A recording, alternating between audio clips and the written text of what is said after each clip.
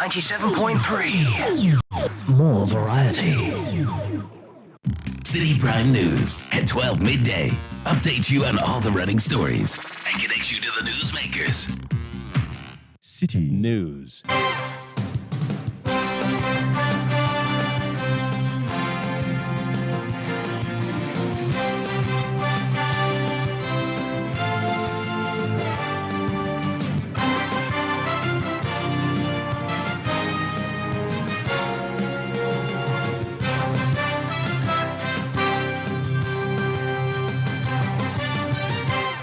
It's midday. A very good afternoon to you and welcome to the Citi Prime News on 97.3 Citi FM. The news is live from our studios at number 11 Dr. Martin Loop in Adabraka, Accra. It's also live on all our partner stations across the country and around the world. We are live on citinewsroom.com. My name is Hawa Idrisu Mustafa, and this afternoon I'm here with Charles Owusukumi. Coming up, police in Ada launch investigations into the drowning of two students of Ada SHS at a nearby river. They had gone to the river to fetch water following water shortage in the school. The school authorities came yesterday and they went and reported that this thing to Ada police station. So they have sent them to State Hospital yesterday. Also coming up, students at Nkanchana Midwifery and Nursing College in the Pandai district of the Northern Region protest against the school principal over what they say is mismanagement of the school. We don't have bathroom rooms where we sleep. Some of the students are sleeping outside. We have to go to bush, look for firewood to come before. If we didn't go, we will not be faced. Still ahead, newly elected flag bearer of the governing New Patriotic Party, Dr. Mahamudu Bawumia, pledges to unite the party following his victory in Saturday's presidential primaries. The New Patriotic Party will enter 2024 united and energized. We are ready to make a strong and convincing case for another term in office. Meanwhile, the party has described as historic the election of Dr. Bawumia as the flag bearer due to public perception that the NPP is an Akan party. For the fact that he is a non-Akan, he is from the northern part of Ghana, he is a Muslim, it's historical. But it is important to also note that this is not the first time we've had a northerner in a Muslim contest, and yet the party did not give that person a nod. Don't forget. And later, management of Citi FM and Citi TV responds to distress calls by members of parliament for Kwando and South Dai for their constituents whose homes have been destroyed following rising water level of the Volta Lake. The immediate needs are like medical, clothing, mattresses, food. We quickly put together a truck, a load of items, food, rice, maize, beans. All that and more on Citi Prime News, which is live on all affiliates across the 16 regions of the country. In the Western region, we are listening to us on Ajinpa 100.7 in Takwa, Sky Power FM 93.5 in Takoradi, Beach FM 105.5 also in Takoradi. Bono region, this is Greener FM 95.9 in Sunyai, Ashanti region, Focus FM 94.3 on KNUST campus in Kumasi, and Orange FM 107.9 also in Kumasi. Volta region, Revival FM 99.3 in Tajewu, VOV Radio 95.7 in Hohoi, Northern region, Radio Bimbela 91.9 in Bimbela, Upper East, Quality FM 88.7 in Garu, Upper West, we are live on Tunsong FM 97.3 in Wa, and Jurapa FM 96.1 in Jurapa. Citi Prime News at 12 midday. Update you on all the running stories and connect you to the newsmakers. Grateful for choosing us. Now the police is investigating circumstances that led to the drowning of two students of the Adan Senior High School yesterday. The students, according to report, went to the river bank to wash their clothes and have their bath due to water shortage on campus before the accident. The incident drew the attention of divers who found their bodies after hours of searching. Assembly member for the Kujave electoral area in Adan, Ebenezer Ofoy Agbo, who spoke to Citi News on the matter, said the bodies of the two male students have been deposited at the morgue. Yesterday, around 8 o'clock p.m., when my union committee Dama called me. So I asked him to go to the radio station to make an announcement that they have saw some two guys at the riverside. So later on, they saw their shirt and their panties along the riverbank. They came on Friday to come and wash their things and bath before they return to the school. And the district told them that if that would be the district, he's a diver. So they will check from the district, the river, that the guys that they will find them inside the district, the river. So when they went, they saw them in the river drunk, all of them. But we know Adan has been affected by the spillage of the dam. Yeah. What is the current situation in the senior high school area, and what is the water situation also in terms of water flowing through the taps to the school? The problem over there, about 6 days now, they have locked the dish in the pipe. The pipe is not flowing. So I think they don't have water in the dish, in the compost. That's why they left the dish in the compost to their family house. How far is the river from the school? Oh, it will be about 1.5 miles or 2 miles. The school where the residents are starting. And is it a norm for all the other students, or these two are an exception?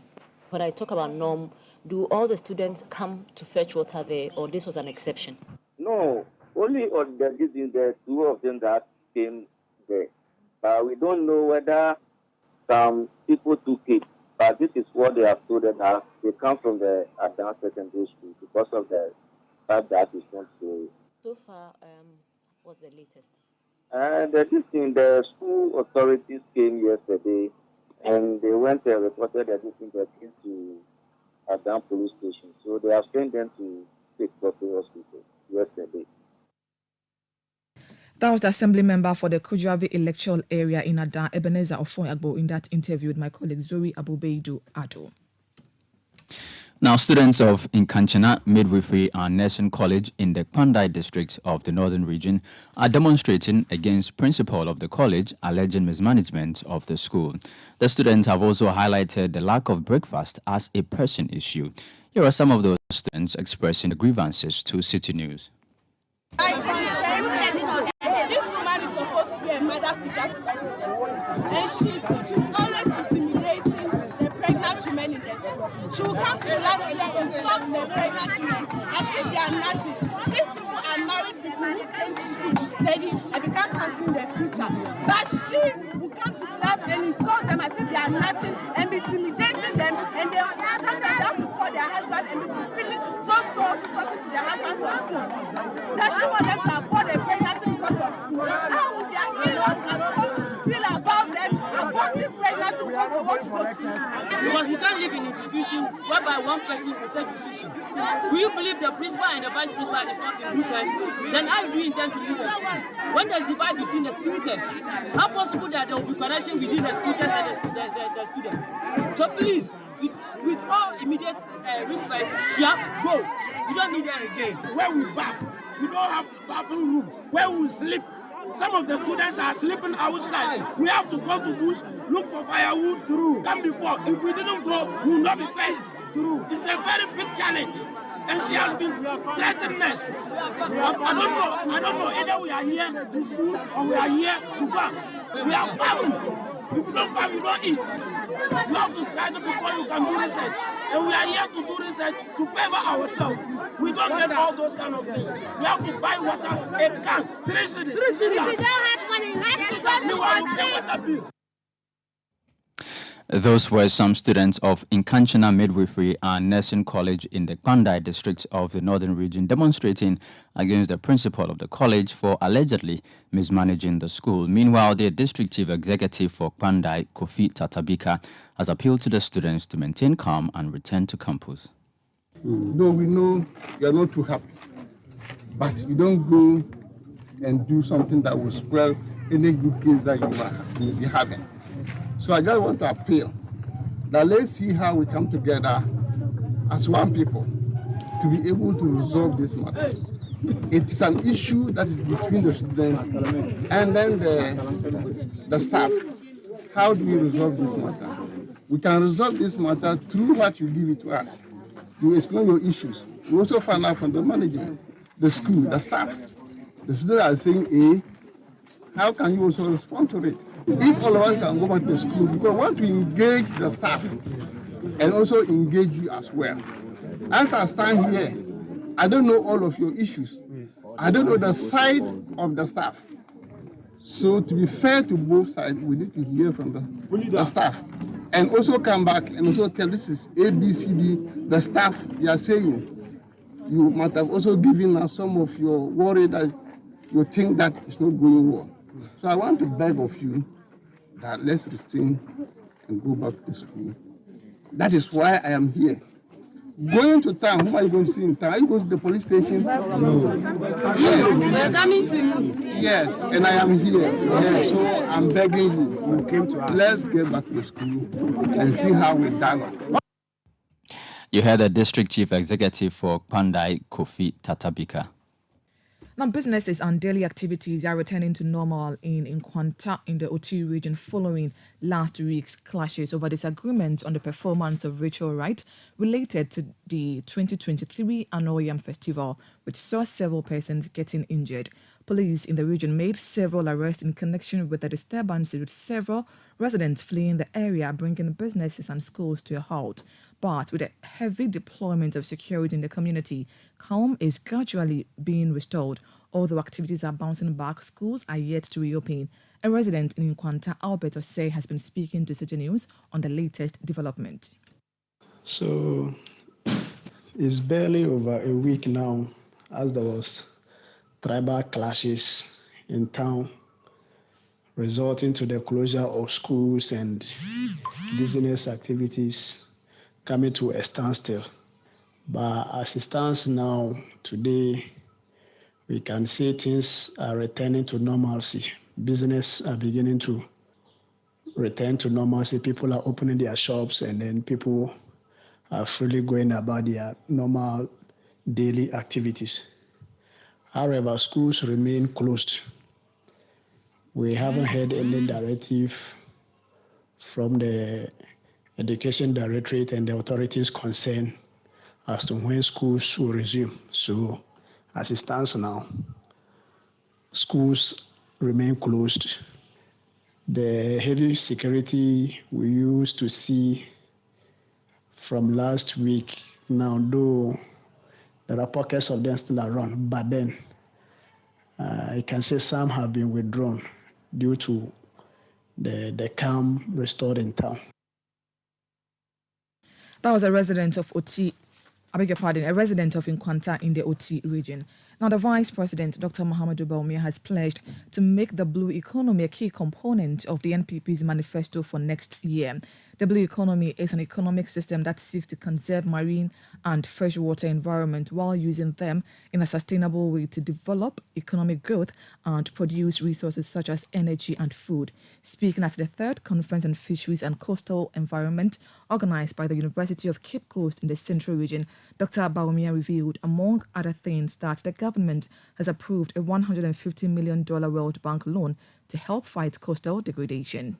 We are investing in modern fishing technology, aquaculture, and coastal infrastructure, creating jobs and protecting the marine environment. This will promote the livelihoods of our fishers in Ghana, since they form part of the blue economy. Distinguished ladies and gentlemen, in order to protect and rehabilitate our coastal resource, there must be investment in research and technology, establishment of comprehensive marine protected areas, minimizing coastal pollution in order to protect biodiversity and promote tourism, addressing climate change and managing carbon emissions, and strengthening of regulation. This can be successful through a strong collaboration with sectors and international partners. We also seek collaboration and shared knowledge, build a blue economy that is not limited by borders. Also, when there is a successful blue economy in Ghana, it would lead to many job opportunities for the youth as well. In conclusion, I want to emphasize that the blue economy is not just an economic opportunity, it is a moral imperative as well. We are the stewards of our ocean, entrusted with their preservation for future generations. That was the Vice President, Dr. Mahamudu Bawumia. District Chief Executive of Gumua West, Bismarck Inkum, has advocated for the politicization of local assembly elections to spark greater interest in the voting process, which has historically seen low turnout. The ongoing exhibition of the voters' register in preparation for the November 19 local assembly elections has faced minimal participation. To address the lack of enthusiasm in these elections, the Gumua West DCE suggested allowing political parties to participate in the electoral process. Why is it that at the national elections, why is it that parliamentary elections, we are able to record that higher turnout of voters? It's because of the competitive nature of each. Within a constituency, you have the various political parties who would want to ensure that the names of their would-be voters are in the register. And so they themselves commit resources to ensure that people go to the exhibition centers to check whether their names are in. If their names are in, are they correctly spelled? Have they not misaligned? A male not being made to appear as a female and all that. So the political parties, if it is that competitive, will commit resources to it themselves. Today, I can tell you, NDC, NPP, CPP, NDP, none of them is committing resources today, as I speak to you, on this exercise. Because it is assumed that it's not political and that it is not competitive. If it becomes political, then the competitive nature of it will naturally drive people to be so much interested in the exercise. You heard the District Chief Executive for Gumua West, Bismarck Inkum. Now, NPP flag bearer Dr. Mahamudu Bawumia has pledged to unite the NPP following his victory in the party's presidential primaries on Saturday, November 4. Dr. Bawumia polled 61.47% of vote cast by more than 200 delegates of the party. The following report by Charles Owusu-Kumi captures the election in details. For the first time since 2007, the New Patriotic Party will go into a major election in 2024, led by a presidential candidate not named Akufo-Addo. That mandate of NPP flag bearer has now been handed over to the Vice President Dr. Mahamudu Bawumia. Dr. Bawumia emerged winner of the party's November 4 presidential primary with 61.47% of the votes ahead of closest contender Kennedy Agyapong. The Asin Central NP came in second with 37.41%, ahead of former Agric Minister Dr. Owusu Akoto and former MP for Mampong Francis Adainimo, who came in third and fourth place respectively. This NPP contest was nothing like the party had witnessed since its formation in 1992. The vice president's political career took off when he was chosen to be running mate to President Akufo-Addo and came to prominence during the 2013 election petition. For most political watchers, the 2023 presidential primary race was going to be a street fight between Dr. Bawumia and now independent presidential candidate hopeful Alan Kyerematen, who had been a perennial contestant in the NPP presidential primaries. Then the enigmatic and controversial Asin Central MP Kennedy Agyapong entered the race. Kennedy Agyapong, who calls himself a grassroots person, brought his feisty personality to the race and even beat Alan Kyerematen to second place in the Special Delegates Conference. Accusations and counter-accusations were made. Region, one of the chairmen, he got Toyota Land Cruiser Prado. Some got as high as 150,000. In Central Region, some chairman got Toyota Nissan Navara, brand new, and it cost 40,000. When you convert it, it's 440,000 Ghana cedis. And now, you are going to vote with all these people, and they will come and give you 2,000 cedis. They've decided to adopt some new tactics. The new tactics is what? If you miss the ball, don't miss the man. That is the new tactics that they are adopting. And so, what is the tactic? They have decided to spread lies. During the August 26 special election, Kennedy Japan promised Dr. Bawumia a showdown in the race to become flag bearer of the new patriotic party. President Akufo-Addo, member will show down. Vice President, member will show down. So, Mama chasing me agent. I'm not going to shut them. What do you bet? As November 4 approached, the party took steps to present a united front. All 4 candidates were made to sign a bond to remain in the party regardless of the outcome of the elections.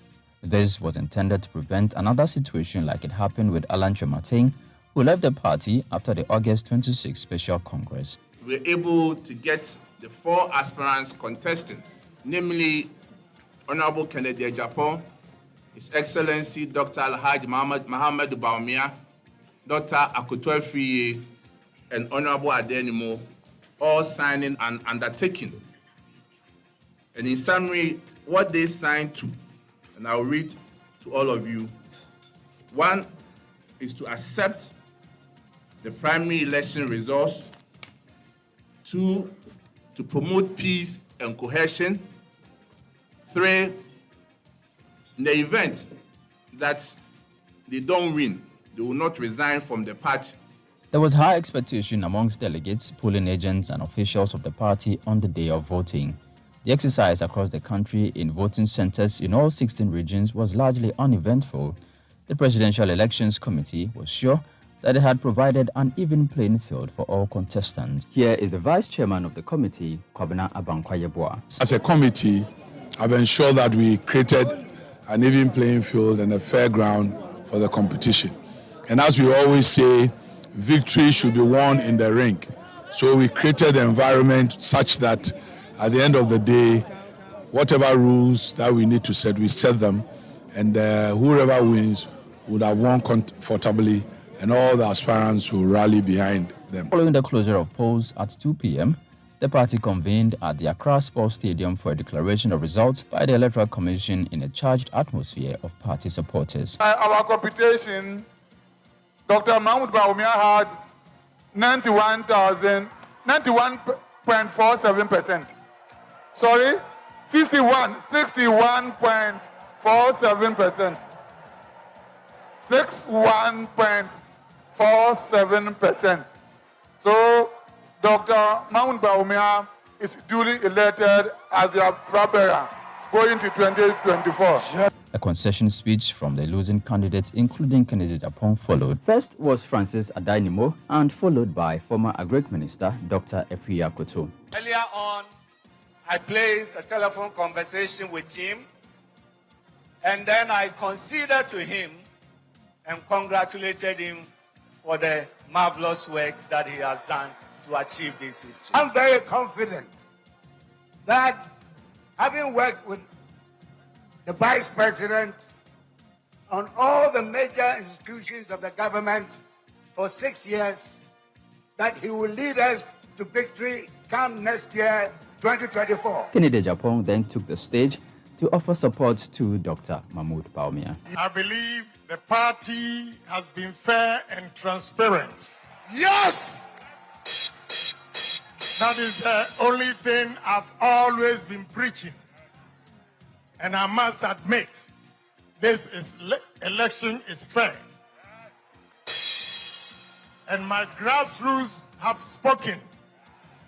And therefore, I accept the results in good faith. Then after, there was a ceremony to pass on the torch of leadership to Dr. Bawumia. President Akufo-Addo, with the help of party chairman Stephen Ntim, passed on the baton in a short symbolic ceremony. It is my great privilege to hand over the flag of the new patriotic party to you, Muhammadu Bawumia. There you are. I'm over with music. Then followed the acceptance speech from the new NPP flag bearer. The new patriotic party will enter 2024 united and energized. We are ready to make a strong and convincing case for another term in office with a fresh mandate and a new leader.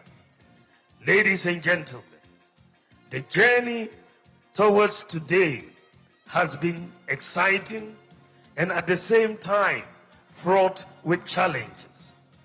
I remember the auspicious day on the 14th of August 2008, when through the visionary leadership of candidate Nana Addo Dankwa Akufo-Addo, as he was then, and the NPP, I was outdoored onto the uncertain political terrain of our nation. I owe endless gratitude to President Akufo-Addo for his decision in 2008 and his undying confidence in me in the periods 2012, 2016, and 2020. That singular, consistent decision has birthed this historic moment we are witnessing tonight. I thank you, Mr. President, for believing in me. The NPP will shift focus to the election of parliamentary candidates for orphan constituencies in December and other constituencies in February 2024.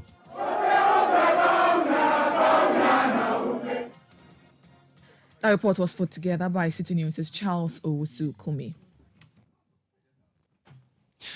Now, the New Patriotic Party has asserted that the selection of Dr. Mahmoud Bawumia as its flag bearer for the 2024 election was not driven by external pressures or the perception of being an Akan-dominated party. According to Henry Nana Boakye, the national organizer of the NPP, the decision was based solely on the party's delegates' view of Vice President Bawumia as the most promising candidate for the upcoming 2024 election, stating that the party's choice was independent of ethnic considerations or external influences. I think if His Excellency the Vice President had conducted himself in a very abysmal manner, if he was unable to pull people to his campaign, and if he lacked, the requisite political strategy and skill to prosecute his own campaign, I don't think that people would have followed him. So first of all, we need to mention that his own persona, his ability to pull people to himself also worked. And I've also mentioned that over the years, he's also sacrificed a lot. I mean, he had to put aside his profession and then come and join politics and be a running mate for almost about 12 years or so before he eventually became the vice president. So yes, the fact that he is an Akan, he is from the northern part of Ghana, he is a Muslim, it's historical, but it is important to also note that this is not the first time we've had a northerner and a Muslim contestant, yet the party did not give that person a nod. Don't forget that the former vice president, the late His Excellency Aliyu Muhammad, also contested. He was part of those who contested Nanado, but then the party felt that Nanado is best suited for the job. So this is not the first time we've had, so anybody who put that argument forward for me is flawed. You heard Henry Nana Boakye, the national organizer of the NPP. Meanwhile, the Dr. Mahmoud Bawumia campaign says a detailed plan is being worked out for the vice president to tour the country to sell his message to Ghanaians. A spokesperson for the campaign team, Dennis Miracles Abwaji, spoke to Citi News. There's no resting for us. I mean, yesterday the vice president was out and about. There's work to be done. Saturday is over. We have a bigger task ahead. So we are hitting the road. The good news for us, or the takeaway from Saturday, is the fact that the party seems very united. Party is strongly knitted together from the polling station, electoral area, constituency, regional to the national level. And that's the strength we have to forge ahead. So there's no resting. We are hitting the road running. And everybody across the country, as we're all putting our shoulders together to prosecute our all-important elections come next year. It starts from the very moment the flag was handed over to Dr. Mahmoud Bawumia. Many issues a lot of party supporters and political watchers have raised is about unity. Because without unity, I'm not sure the NPP can prosecute his agenda of breaking the eight. What is he, the elected flag bearer, doing to ensure the unity within the party? Is he going to stretch an olive hand to the many contestants who did this particular election with him? I think it's already settled. That bit of work has already been done. And you saw that on Saturday at the declaration. The flag bearer was there with the contestants. The party is united around him at this point. What many fail to realize or acknowledge is that the MPP has seen this many times, and we've gone through this several times. So the party members in our party are already oriented when it comes to internal contests. and they know that after competition is collaboration and cooperation. And at this point, we are done, and we are all back together in the strategy room around the table, working together as one unit. There is no division in the party as we speak. The party is united from the base to the top, and that's the strength the MPP brings on board to our democracy at all times. So yes, that bit is already off. There isn't much to be done already. There isn't much to be done in that aspect, because. Yeah, Dennis Miracles Abuaji, the spokesperson for the Dr. Mahmoud Bawumia campaign. A former executive director of the Ghana Integrity Initiative, Vitus Azim, is calling on political parties to develop a framework to govern the disbursement of monies to delegates during elections to curb vote buying. His comments follow alleged incident of inducement during the presidential primary of the NPP held on Saturday. Speaking to Citi News, the anti-corruption crusader, while describing the development and entitlement from delegates as unfortunate, urged parties to take the necessary actions to safeguard the country's democracy. If you have 4 candidates and each of them is even giving them 400 cities, that's 400 cities to travel on one day to the constituency center and vote. Secondly, they are not giving the same amount of money. Some are giving more. And that's what even makes it more an inducement than you would normally say. Because if you are giving more than the other, then definitely you want to attract more votes than the other person. You want to motivate the others to vote, more people to vote for you. And so it is definitely an inducement.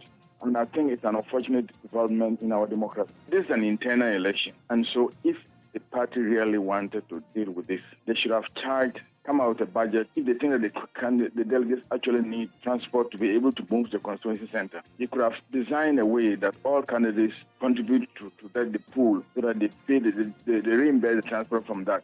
In that case, every delegate, every candidate will contribute the same amount, and every delegate will receive the same amount. We cannot claim that. You cannot accuse anybody of trying to induce. You heard anti-corruption crusader Vitus Azim. You are still listening to the Citi Prime News on 97.3 Citi FM. With me, Hawa Idrisu Mustafa. I'm here with Charles Owusukumi. Still to come, management of Citi FM and Citi TV responds to distress calls by members of parliament for Pandu and Saudai for their constituents whose homes have been destroyed following rising water level of the Volta Lake. We have details of that, plus other stories coming up shortly. Please stay with us. Citi Prime News at 12 midday updates you on all the running stories and connects you to the newsmakers.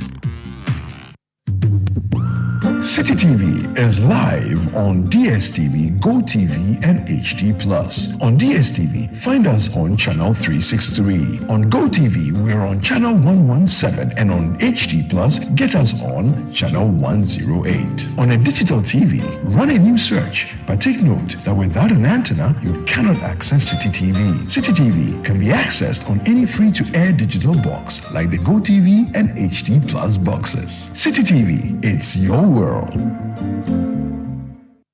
Citi Prime News at 12 midday updates you on all the running stories and connects you to the newsmakers. Thank you for staying with us. Now, transportation analyst at the Kwame Nkrumah University of Science and Technology and resident of Buankra in the Ashanti region are urgently urging the government to commence the construction of railway lines. This development is crucial in facilitating the smooth transportation of goods to and fro the Buankra Inland Port, especially given the ongoing work on the port project. Residents are appealing to the finance minister to include the railway line construction in the upcoming budget. This inclusion is essential to ensure the full operational efficiency of the Buankra Inland Port upon its completion. Our Ashanti regional correspondent Fatih Aminu Ibrahim has more in the following report. Business operators in the Ashanti region, as well as in Bono, Ahafo, Bono East, and the 5 northern regions, have consistently emphasized the potential benefits of the Buankra Inland Port once it is finished. The Ghana Union of Traders Association GUTA members in the Ashanti region have particularly expressed concerns about excessive taxation by customs officials of the Ghana Revenue Authority, GRA, during the transportation of goods to the region. We go to the Tama and Takoradi port with our counterparts in Accra and Takoradi, Cape Coast and other regions as well. We pay the same duties with them. But on our way to Kumasi, we are facing about 2 or 3 custom task forces on our way. You first have to contend yourself with the Bunsu barrier. Then after that, when you enter a South region part of the customs, you meet the Kubasi people. Then beyond Kubasi, there's the national task force, there's the regional task force. And every container on the truck coming, no matter the amount of custom duties that you paid, will be arrested, in most cases taken to the Babu yard. And when you go there, you who being delayed, you who has the demurrage to pay, have to wait for the custom officials to come and do the inspections. And when they do the inspection, you have to go out, hire some people to come and offload the whole goods down and then reload it. After that, if they see some infractions, even a minute of it, they give you a budget to go and pay. And in most cases, the money that you are paying, some are so outrageous that you can't go because it comes with a 300% penalty, which is making businesses in Kumasi very difficult. Now, people have decided to offload their goods in Accra instead of bringing it here because of what the custom harassment that is going on. Professor Kwame Owusu-Kwarteng, a lecturer specializing in logistics and supply chain management at KNUST, and his research team have been advocating for the development of the Buanka Inland Port, stressing its significant advantages for businesses in the Ashanti region and beyond. They believe that addressing the project as a priority would help alleviate the concerns of GUTA members. I will be happy that they give this project, they make it a top priority because it will benefit most of us in the northern part of the country. But just as we keep saying, the national cake will have to be divided for everybody or for every region to have its own. So we hope and pray that the authorities or the people involved will speed up their activities, and probably if it's about funding, then they try to push it harder so that we can have more opportunities to save the businessmen in Kumasi. If you remember, just recently, there were some Kumasi businessmen who were agitating that they wanted to go on strike because whenever they clear their goods and they are coming to Kumasi, they face a lot of challenges on the road. But if these things are put in place to some extent, I strongly believe that these problems can be curtailed. If not totally removed, it can be curtailed to the barest minimum. Because you just go to Bankra, you take your items, the next moment you drive to your shop or you drive to your warehouse, and that will reduce the kind of frustration that they complain that they go through. Based on their ongoing research, Professor Kwame Owusu-Kwarteng has underscored the importance of government's commitments to ensuring that the Buanka Inland Port fulfills its potential, emphasizing the necessity of connecting a railway line to the area. If we're able to put in the rail system, then it also will create another form of employment where we'll have other people working in the railway lines and then also working as railway workers. And that will also create a new form of employment. To some extent, it will reduce the cost of transportation, all other things being equal. So, for instance, if you look at what we have from KNUST, we have what we call the Logistics Managers Index, and that is usually conducted quarterly by some researchers at KNUST. And it gives us an idea of the kind of inventory costs, and then also inventory spaces, warehouse spaces, and then transportation costs. All these things put together will give us an idea to suggest that the Buanka Inland project will give us a better position so far as economic activities is concerned in Kumasi. And let's understand that Kumasi is more like the center of the country. The absence of a railway line connected to the Buanka Inland Port is causing considerable worry among residents of Buanka and neighboring areas. Both the Assembly member and the Unit Committee chairman are urging the government to prioritize the construction of a railway line to maximize the project's effectiveness upon completion. With construction underway and residents excited about the progress, they urge authorities to give priority to the railway line's construction to ensure the project's success. They should have started the railway line with this project. Instead of going to Mpakadan doing that railway line, they should have brought it from maybe Accra to Kumasi or Boko, this place, Mali. But they have done with the Mpakadan one. So I know the railway minister is working on it. By all means, they will do it. Because if the railway is not there, the inland port is waste. However, the long-standing issue of compensation for farmers whose lands were acquired for the inland port's construction remains unresolved, causing agitation among the affected residents of Wanka. They are demanding finality from the government on the compensation matter. While the project advances, the area's assembly member is advocating for strong collaboration between community members and construction workers to ensure the initiative's success. It went to a stage where we were not hoping that the project will come on. But now they have started, and the way my people have comported ourselves, even the contractor has been recommending us.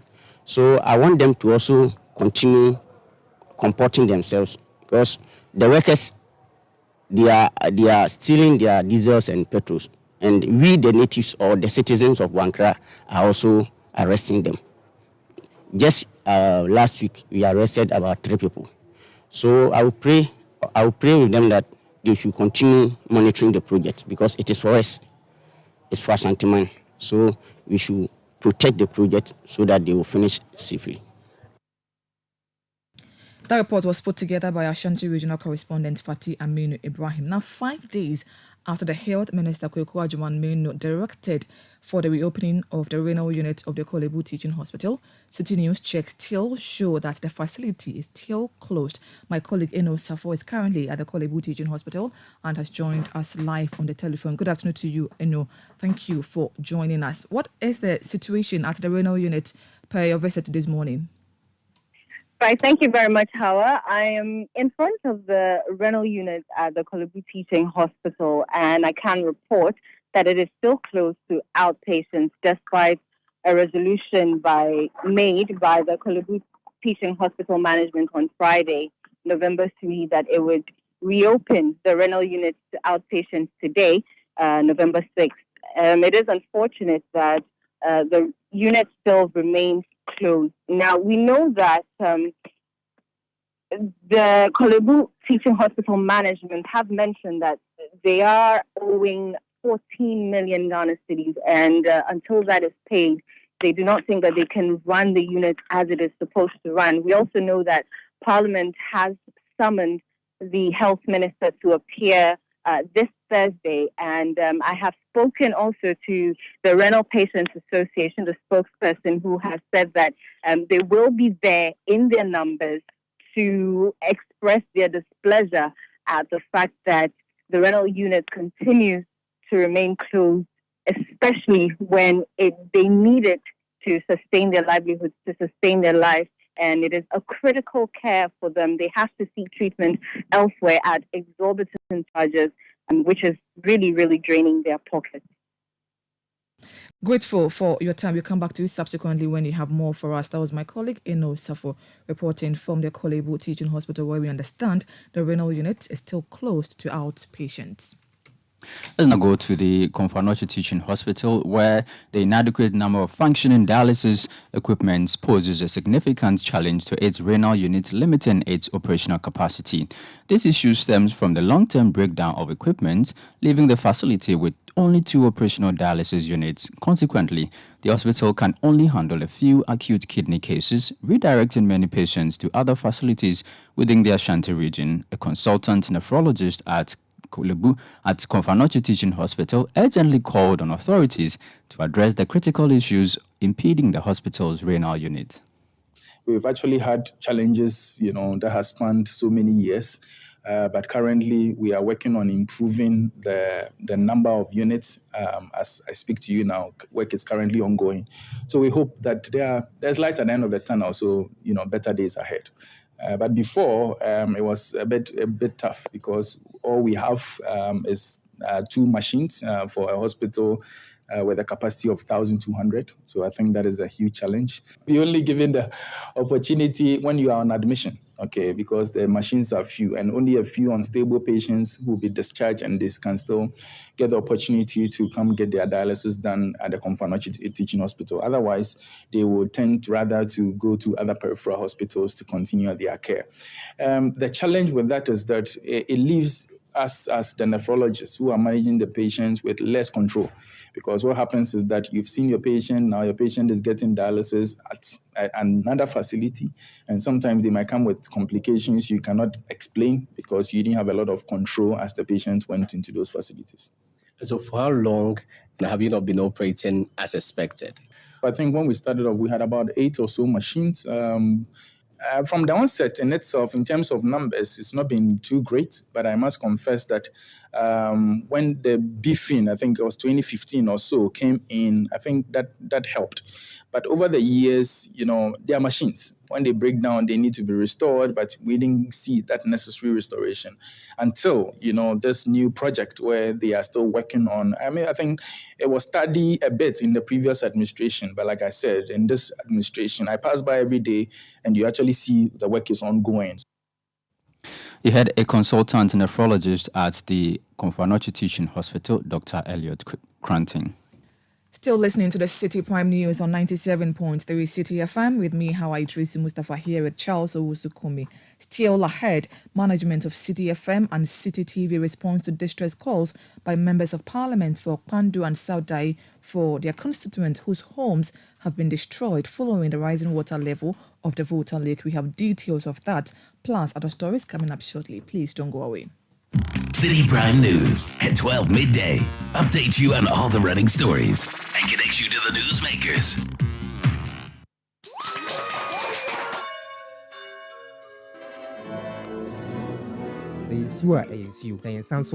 Happy birthday to you. Ashes to ashes, dust to dust. Throughout all life-changing moments such as graduations, weddings, funerals, birthdays, ATL is there to ensure you're never out of style. When you think fabric, think ATL. Log on to atlfabrics.com. Order and buy your favorite ATL fabric. You can also visit our shop at number 40 Kwame Nkrumah Avenue, opposite the Swansea Shopping Arcade at Accra Central. Also available in leading fabric dealer shops in Accra, Kumasi, and Cape Coast.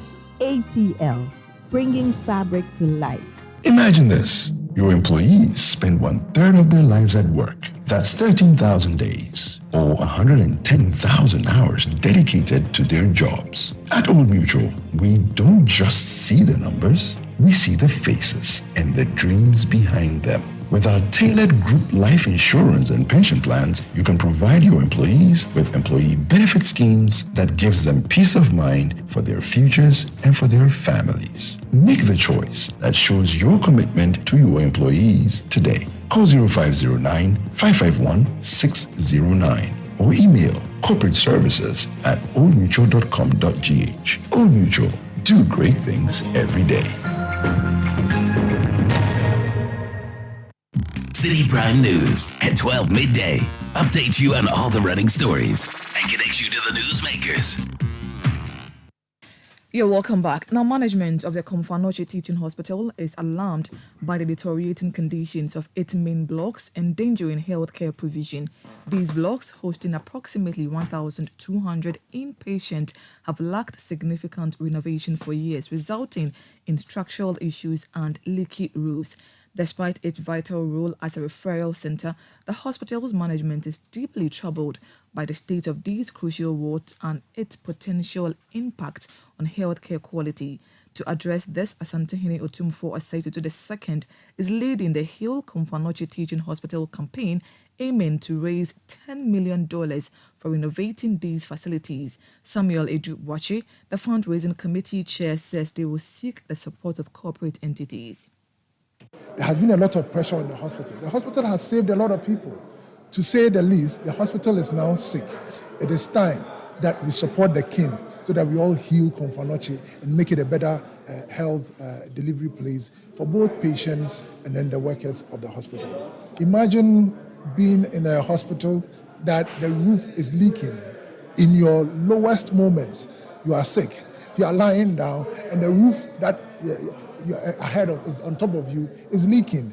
There's water dripping on you. You are so weak that you can't even do anything. You lie down so helpless. The roofing is leaking. The electrical wires that is running helter-skelter. The washroom is so bad that I'm not sick, I will not be willing to use it. Does it speak well of a society that is offering good health care? No. It means that something has to be done about it. And it is time that the king has decided, this is what I'm doing for my 25th anniversary, and will therefore implore corporate Ghana, individuals, churches, mosques, friends, associations, private businessmen to come on board to be able to help save the community. That was a chairman for a fundraising committee raising money to renovate Kumfanoche Teaching Hospital, Samuel Edubuachi. Now, the National Media Commission has instructed Accra-based Power FM to issue an apology to Samira Baumia and the public, citing unprofessional comments aired by one of its presenters. This directive follows remarks made on November 1, 2023. The comments were found to denigrate the entire Fulani community in Ghana and stoke ethnic tensions. The Commission has directed that the apology be delivered by November 11, 2023. Failure to comply would lead to subsequent actions. The management of Citi FM and Citi TV has responded to distress calls by members of Parliament for Kpando and South Dai, De La Soa and Roxanne Nelson Dapiamepo in the Volta region. Now, the MPs have in the past few weeks expressed frustration about flooding in their areas which submerged homes, hospitals, shops and markets. The flooding is the result of the increase in the level of water in the Volta Lake. Appearing on the City Breakfast Show, the MP for Kpando said over 600 families have been affected. It's been very terrible. And the impact in Kpando started way before now. I mean, from January, the rise was so bad that our Pontoon London site was completely submerged. I mean, people's shops and things were completely submerged, those along the lake. So we had the impact much earlier. Even before the spillage, but the spillage just made it worse, if I should put it that way. But it hasn't been that you haven't received any help since the... We have received help from former President Mahama. Okay. And then from Ibrahim Mahama. What about NADMO? Oh, please. Oh, haven't you got anything at all? No. But do we have NADMO people there? We have NADMO people there. I mean, they come and take the statistics. And what have they told you so far? Oh, they are coming. Then they are coming. If they say they are coming, then they are coming. Have they come to take data? Yes. They've come to take data. They've come to take some data. So they are aware of the situation. Yes, they are. They haven't brought. Yes. But what kind of things do you need? We need a lot. I mean, for the immediate needs are like medical, clothing, maybe like mattresses, food. So basically, to get them relief in the immediate aftermath of their displacement. Yes. Do you think they can go back to their houses? Oh, some of them, no. I mean, some houses are completely broken down. Some of them, I wouldn't advise anybody to even go back to those So they will need new places to live. They will need new places to live. De La Soa is Member of Parliament for Kpando in the Volta region. Her counterpart for South Dai, Roxanne Nelson Dapiamepo, for his part, complained about the seeming neglect by state actors. We are the elected representatives of the people, and the interests of the people has a direct bearing. The DCs are a bit detached. They represent government. They represent government. And so they are more, and I'll give you an example. We made some interventions we made some appeal to NADMO. And so like you were saying, I said, attention appears to be on downstream. So they came. They did the survey, they were shocked. So they brought about 100 mattresses, 200 bags of rice. Then naturally, Kpando is affected. Novda is affected. So they say we should share. In fact, Afanya South has called me. He called over the weekend that Chaleba. What happened? You know. So instead of me taking the 100 mattresses, he divided into four. So I ended up getting 25 bags. I've received mine. Your DC came for it. What happened is that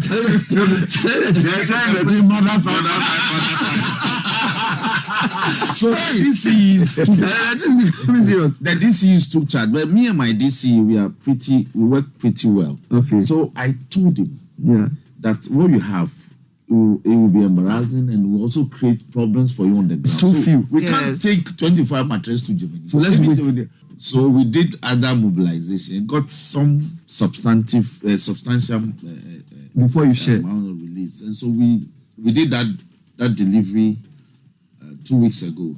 We did another one last week.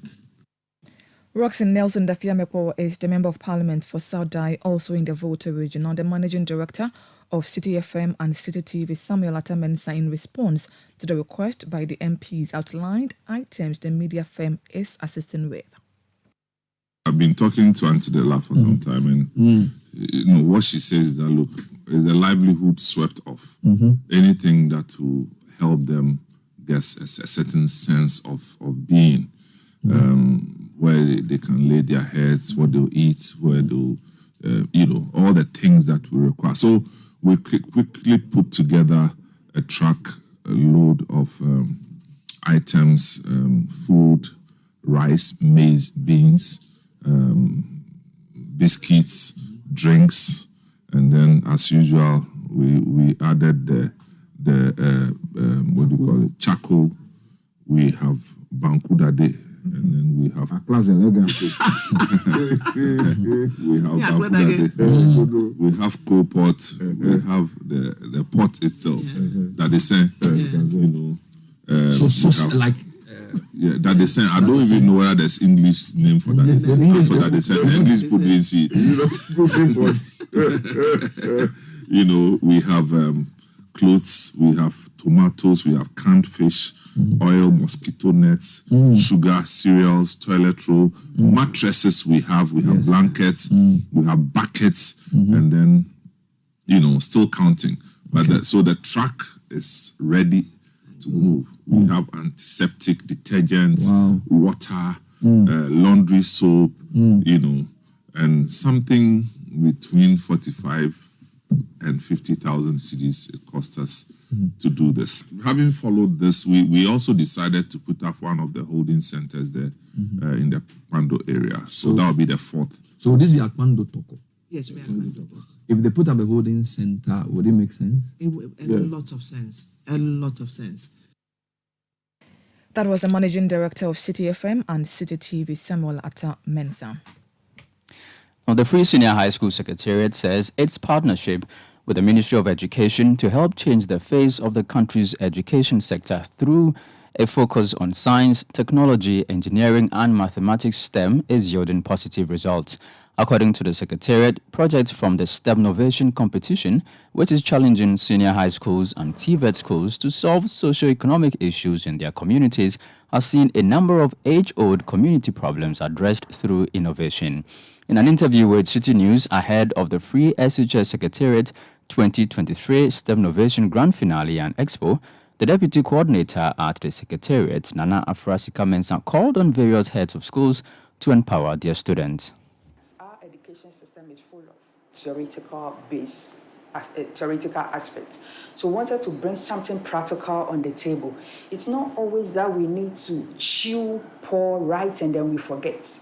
So at the end of the day, whatever the teacher will teach you is what you have to, put it down for them during an examination. But if we have an education system which is practical, whereby students will read, understand, and then find innovation or innovative way of solving problems within their community.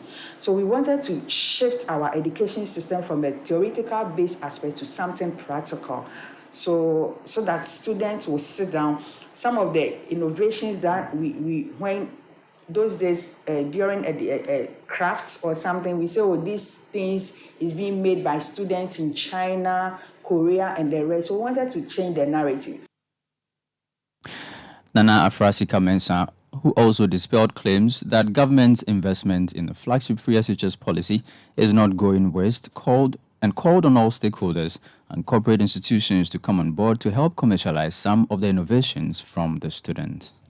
And that's how we wrap up today's edition of the Citi Prime News, which has been live from our studios in Ajabraka, Accra. The news was also live on all our affiliates across the 16 regions of the country. Please log on to citinewsroom.com for more stories.